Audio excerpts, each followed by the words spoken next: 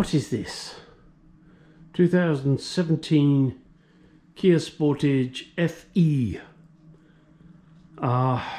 Windscreen washer bottle replacement. First thing you got to do is take off the wheel and the liner. So let's get on with that. Right, next is to remove this wheel arch liner. A lot of different styles of connections, as you can see. Gotta go around and figure them all out. Not sure about these ones, how they come out. They kind of look odd. Never seen those ones before, but that's fucking typical Kia. So we, you know, we couldn't keep it all the same, could we? No, that'd be too fucking obvious. So here we got like a Phillips screw type. There we've got a God knows what the fuck it is. And over here we've got a pushy pin thing. Yeah, and there's some more, don't know what the fuck you are. So let me take these out and I'll let you know.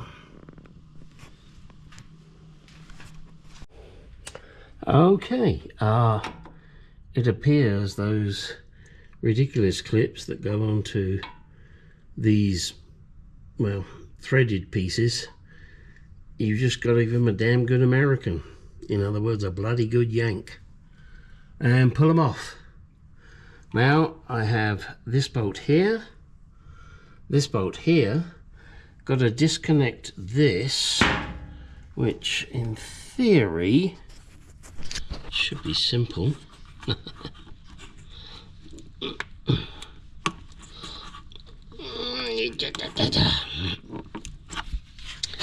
Even the push-in trick didn't work.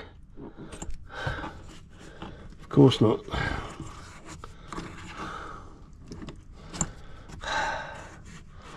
As you can see, the tank is empty. It's just pissed it out. Yeah, and there's another problem there which I've got to deal with on the pump. Not quite sure where the rest of the connections are. Shit. Okay, this is going to be fun to figure out, but I really do want to get this connection off first. Sorry you can't see much. Why is it they always make them so fucking ridiculously tight?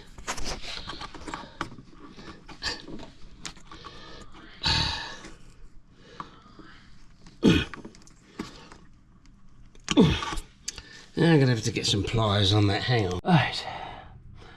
Okay, the new bottle is mounted in place. Now all I've got to do is connect up the pipes, find out where they go to, because they're quite long. Look, there they are, down there, and they go up under the bonnet somewhere, so got to figure that out. This one doesn't have a split in it like the original, so hopefully things should be okay. It's going to take a bit of a while, so let me get on with it.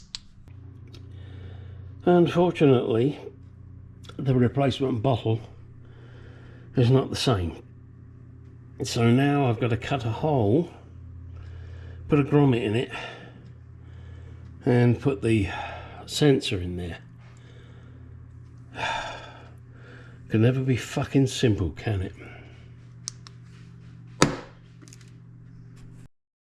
Okay, so that is how you get it out.